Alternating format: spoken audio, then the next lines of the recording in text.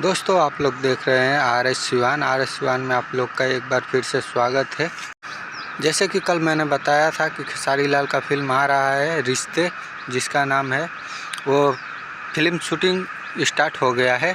वो वीडियो देखे हैं कि नहीं देखे हैं? नहीं देखे हैं तो जाके चैनल पर देखें, वो वीडियो मौजूद है चैनल पे। गाना की बात कर ले तो एगो बात बताई, गाना कल सुबह रिलीज़ हो रहा है पीपा म्यूजिक भोजपुरी से। गाने को लिखे हैं आज़ाद सिंह ने। इस गाने का टीजर आया था, एक दिन में 5 लाख से ज़्यादा लोग ने देख लिया है।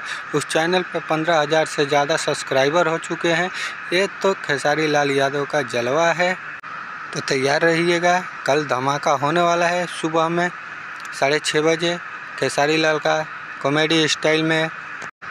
तो दोस्तों वीडियो कैसी लगी? वीडियो अगर आपको अच्छी लगी हो तो वीडियो को लाइक कर दें और चैनल को सब्सक्राइब कर देना और आल का घंटी दबा के आल पे सेट कर लेना, ताकि वीडियो आए तो आपको सबसे पहले मिले।